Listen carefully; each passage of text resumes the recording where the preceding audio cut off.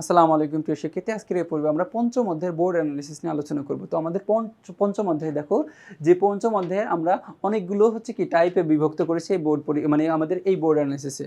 দেখো টাইপ 1 এ রাখছি জ্ঞানমূলক, টাইপ 2 তে রাখছি অনুধাবন ও সংক্ষিপ্তমূলক এবং টাইপ 3 দের জন্য দেখো ও সৃজনশীলের গ এবং কি ঘ এর জন্য। তো আমাদের টাইপ 1 এর একটু দেখি। টাইপ 1 এ জ্ঞানমূলক প্রশ্ন দেখো যে জ্ঞানমূলকে 13টা প্রশ্ন দিয়েছি। আমাদের জ্ঞানমূলক 13টা প্রশ্ন বিভিন্ন বোর্ড পরীক্ষায় এসেছে। কি বললাম? বিভিন্ন বোর্ড পরীক্ষায় এসেছে। যে কোন বোর্ড পরীক্ষায় কতবার আসছে আমরা এখন পাশে লিখে দিয়েছি। দেখো যে পানি ব্যবস্থাপনা সাধারণত দেখো যে এই প্রশ্নটা যে পানি ব্যবস্থাপনা কি। তো পানি ব্যবস্থাপনা প্রশ্নটা সবচেয়ে কি বেশিবার এসেছে আমাদের এই বোর্ড থেকে। তারপরে এসে স্রোতস বা গড়ন বনভূমি কাকে বলে, এরপরে দেখবা যে জলবিদ্যুৎ কাকে বলে। এইসব প্রশ্নগুলো কি আমাদের অনেক ইম্পর্টেন্ট। তো দেখো আমরা বোর্ড অ্যানালিসিস মানে কি যে আমরা বিগত বছরের যত বোর্ড পরীক্ষায় কোশ্চেন ছিল সেই কোশ্চেনগুলো অ্যানালিসিস করে আমরা হচ্ছে কি পূর্ণাঙ্গ একটা সাজেশন আকারে এখানে তোমাদের সামনে তুলে ধরেছি। এরপরে টাইপ 2 তে কি আছে? টাইপ 2 তে অনুধাবন ও সংক্ষিপ্তমূলক। তো অনুধাবন ও সংক্ষিপ্তমূলক প্রশ্নগুলো সেমভাবে তোমাদের সামনে আমরা তুলে ধরেছি যে বিভিন্ন বোর্ডে কতবার আসছে, তারপরে এই প্রশ্নগুলো আমাদের জন্য কতটুকু ইম্পর্টেন্ট প্রত্যেকটা।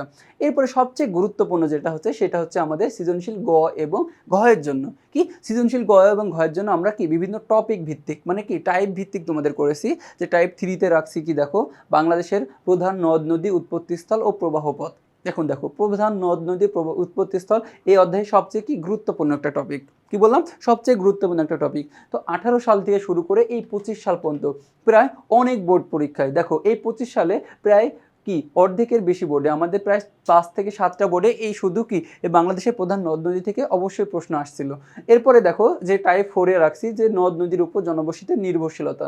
এই নদ নদীর উপর জনবসতির নির্ভরশীলতা থেকে অনেকগুলো কোশ্চেন আসে আমাদের এখানে। দেখো ঢাকা বোর্ড 25-এ আসছে, ময়মনসিংহ 25-এ, সিলেট বোর্ড 25 এবং রাজশাহী 25। তারপরে কি দেখো এই 25 সালেও অনেকগুলো কোশ্চেন আসছে এই টপিক থেকে। এরপরে টাইপ 5 এ রাখছি হচ্ছে কি আমাদের দেখো যে প্রাকৃতিক সম্পদের ধারণা। তো প্রাকৃতিক সম্পদের ধারণা থেকেও আমাদের ওইখানে অনেকগুলো কোশ্চেন আসছে অনেকগুলো বোর্ডে। এরপরে টাইপ 6 এ আছে দেখো যে পানি সম্পদ ব্যবস্থাপনার ধারণা। তারপরে কি এখানে 24 সালে, 23 সালে এবং কি 25 সালে এবং 15 সালে কি কোশ্চেন আসছে এখান থেকে অনেকগুলো বোর্ডে। এরপরে বাংলাদেশের বনভূমি শ্রেণী বিভাগ। তো বনভূমি শ্রেণী বিভাগ থেকে অনেকগুলো কোশ্চেন আসছে। দেখো অনেকগুলো বোর্ডে গ এবং ঘ এর জন্য কি অনেকগুলো বোর্ডে এই কোশ্চেনগুলো আসছে। এরপরে টাইপ 8 এ দেখো বাংলাদেশের অর্থনৈতিক প্রাকৃতিক সম্পদের গুরুত্ব। এই প্রাকৃতিক সম্পদের গুরুত্ব থেকে আমাদেরকে অনেক ধরনের কোশ্চেন আসছে।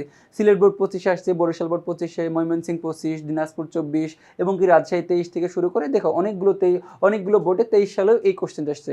লাস্ট হচ্ছে কি 17 সালেও কি এই কোশ্চেনটা আসছিল।